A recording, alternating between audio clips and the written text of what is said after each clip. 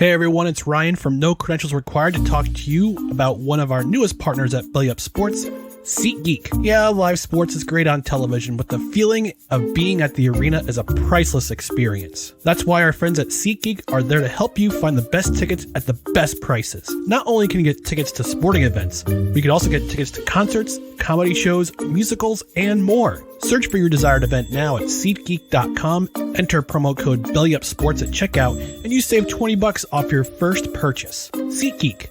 Life's an event. We have the tickets. Liga MX has concluded. All matches have been played, and now we are on to the playoffs. Now, for those of you who are not aware how Liga MX does their playoffs, it's pretty straightforward. Not really. The teams from first all the way to sixth automatically qualify for the playoffs. And then teams from 7th to 10th place are put in a play-in game, play-in round, which is kind of fitting because the NBA playoffs has just kicked off, and they do a play-in round. So kind of similar to that, where you have 7th and 8th play against each other, 9th and 10th play against each other. Winner of the 7th and 8th place game will play against the second seed. So they would essentially be playing for the 7th seed if you guys want to try to put it in a retrospect of NBA, right? So whoever wins the between 7th and 8th place will get the 7th seed that will play against the second seed, which is Club América. Take that for what you want. Maybe you don't want to win that game. 9th and 10th plays for the opportunity to play against the loser of the 7th and 8th place teams. So, for instance, if prime example right now, Monterrey and Pachuca are playing against each other. So if Monterrey beats Pachuca, they get the 7th seed and play against Club América in the quarterfinals. And then let's say Pumas beats Juarez, right? So then Pachuca then has to play against Juarez because they lost to Monterrey. They would have to play to see who gets the final playoff spot to go up against first place Club Toluca. Really, all that it's simple, kind of not really. I really don't know what else to tell you, but it is kicking off this weekend, and so let's talk about the teams that are in it. So in first place, finished on top of the table. Toluca with 37 points. Remember, this was a team that now has Hector Herrera on the team. Very strong team. I mean, Alexis Vega is on the team. I think they were the highest scoring team in the Clausura this year. So that's obviously a positive for them, showing, right? Because they're in first place. So highest scoring team, I believe. The Portuguese player. Let me see. Probably should have done some home. I did do some homework. Obviously, I could tell you guys with that Liga that Toluca is in the first place. Yeah, Paulinho. Yeah, so Paulinho gets the Golden Boot for the Clausura this year. So highest goal scorer in the league, highest goal scoring team in the league. So it makes some sense, right? So I think kind of feeding off of what they did in the Apertura, a very good team. Can they have home field advantage in some extent? Have home field advantage. Actually, I guess it doesn't really matter because all right, for those of you that don't understand, also Liga MX. So in the quarterfinals, all the way to the final, it is a 2-leg series. So regardless, even at the final, it's gonna be 2 legs. That's just how it's done in Liga MX. So that means in the final, teams get to play in their respective stadium. So it gives them, I guess, some sort of advantage, I guess. Also should point out, it's a rule that I've constantly complained about, but I mean, there's a lot of things I've complained about with Liga MX, but in the event of a tied aggregate, the higher seed advances. Obviously, the final doesn't count. The final will then, if it's tied on aggregate, they would go to extra time and then go to penalties if needed. But in Liga MX, the higher seed advances in the event of a tie. So just so you guys know, yet again. But yeah, Toluca 37 points, first place. I think this is where you want to be. Hopefully, like I said, Toluca has been like slowly and steadily been improving. They were in the final of a few, not that a couple years ago, maybe last year. I think they were in the final.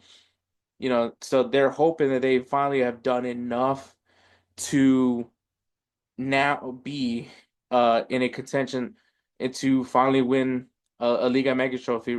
Because mind you, Toluca is actually, I think, the third most successful team in Liga MX, along with obviously Club América being on top, and then you have Chivas de Guadalajara, I believe, is second.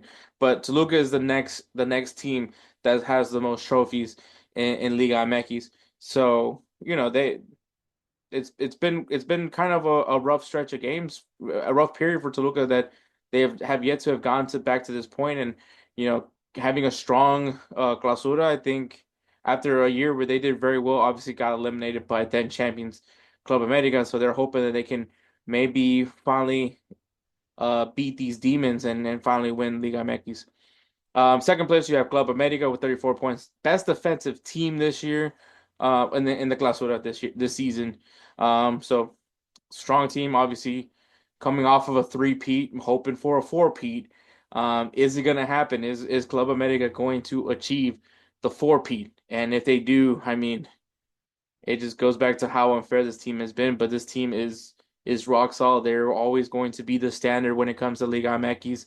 And obviously they have a lot riding this year right now, but hoping to have another strong finish in the Clausura, and hoping to justify to everybody why this is the team that should be going to the Club World Cup. Mind you, there is going to be a playing game between them and LAFC to prove who's going to be representing CONCACAF in the FIFA Club World Cup. And I'm not gonna lie to you, I think it should be Club America. I think it should be them.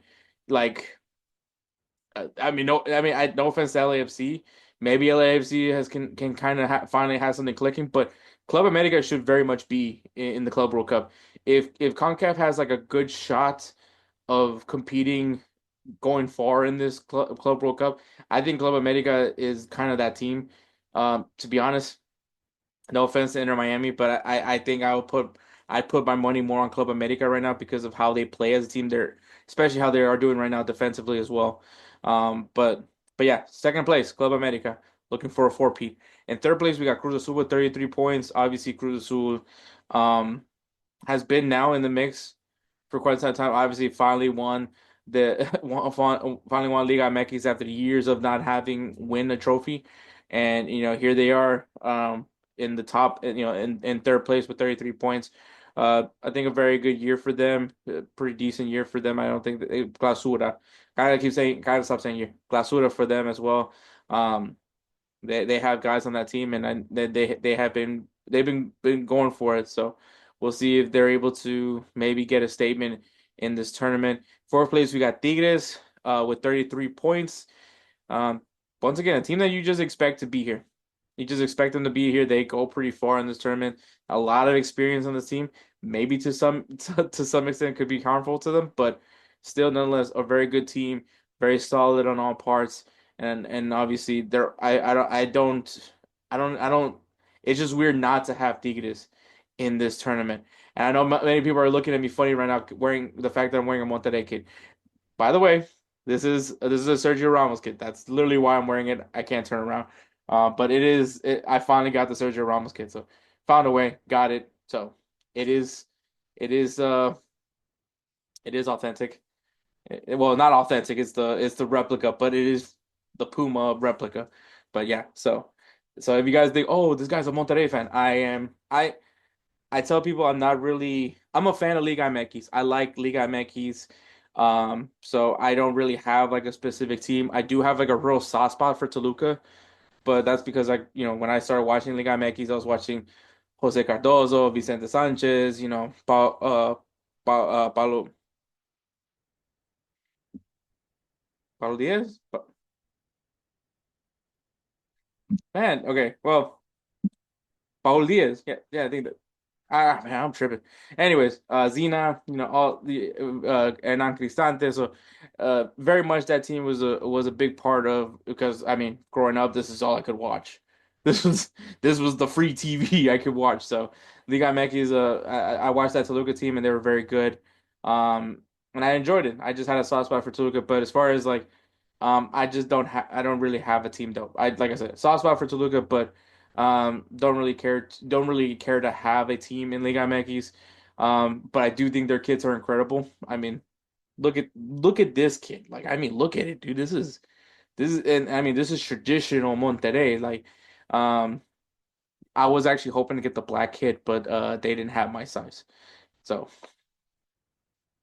anyway, anyways, but yeah, Tigres, very good team. I enjoy their fan base is a lot of fun. I actually got me and Edward went to go see it when Inter Miami was here. They were taking on Tigres, and the Tigres crowd just shows up so well. I have so much fun watching that Tigres fan base.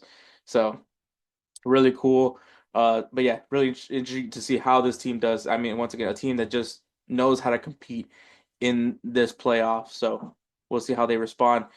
Fifth place, we got Necaxa with 31 points. Obviously, Necaxa is an interesting team because of the fact that their ownership group consists of Eva Longoria, Justin Verlander, Mesut Ozil, I believe Odell Beckham, and then you also add the Wrexham boys. You know, Ryan Reynolds and Rob McElhenney also have just joined this ownership group as well. So they've slowly gotten a bit better. I'm not gonna say they're scary by all means, but have done fairly well for themselves. And I mean, they're in the playoff discussion. I think that this is a step in the right direction for Necaxa, like for what this ownership group has been doing. It at least validates what what this ownership group was aiming to do when they came in and joined in on Necaxa. So. Um, I can't really tell you much about like as far as have I seen Justin Verlander at a Necaxa game? Have I seen Mesut Ozil in a Necaxa game? I know Eva Longoria has gone there. Yes, bonk me if you will. I do follow her on Instagram, but I know she's gone to Necaxa games. As far as everybody else, I don't know. I don't know if Rob McElhenney and Ryan Reynolds has gone there, but I just know that Eva Longoria is very much an involved. Okay, I can't really say that she's very much involved. I just know she goes to the matches. So yeah, take that for what you want. But yeah, Necaxa fifth place. They're gonna be taking on Tigres, so that's a quite the test to start for them in this tournament. And then in sixth place we got Club Leon with 30 points. Um, they did get a red card in their last game. They actually played against they played against Monterrey in the final game. There was a red card on one of their players. Do I know if that's going to be of any significance going into this? Whoever they end up having in their matchup against Cruz Azul, not really sure, but it's just worth to be brought in. But Club Leon, James Rodríguez, obviously this team kind of has a chip on their shoulder, right? I mean, this team was wronged and was told that they would not be in the Club World Cup because of their ownership affiliation to Pachuca.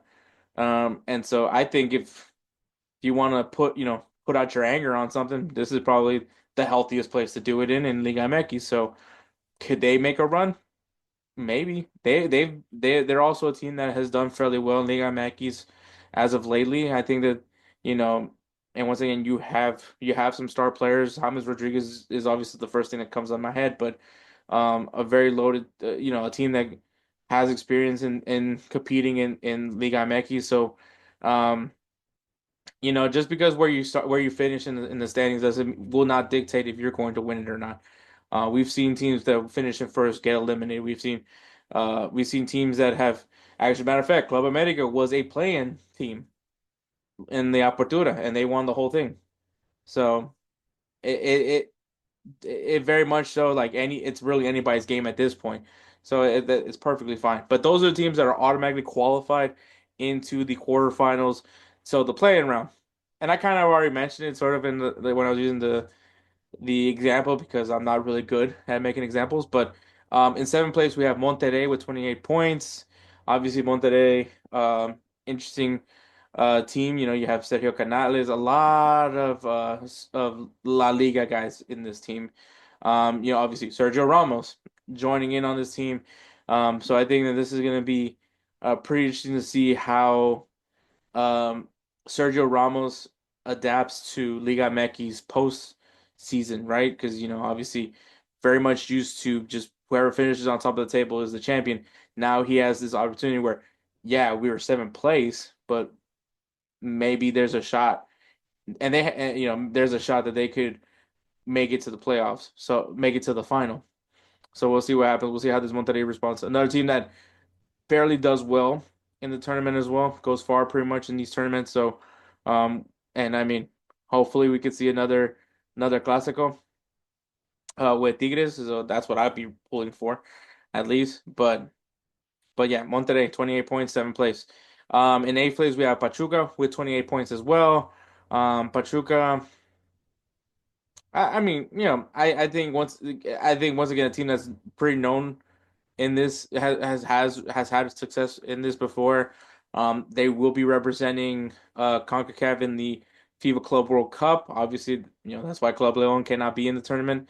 Um, but they got some players in this team as well. Have experience as well in Liga MX. So I don't think that these are necessarily guys to brush over. I think their matchup between Monterrey is going to be a really good one. So you guys should be ready for that matchup. Ninth place we got Juarez with 24 points, a team that normally doesn't really get featured in the tournament in the playoffs. Um, I think could be a very interesting team. So I think it could be interesting. I'll be interested to see how they do.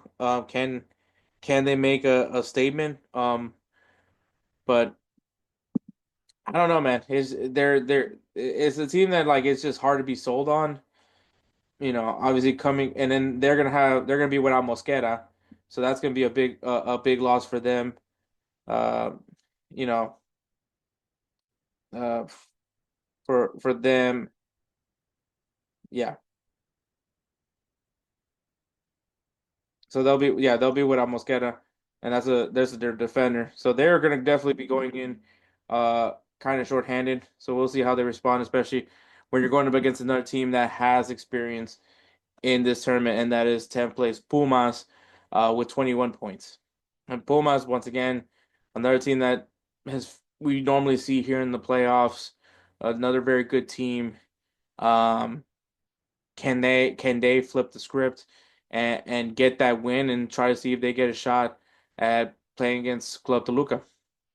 So, but those are the teams. So the first round of playing games, which will be played this Sunday, April 27th.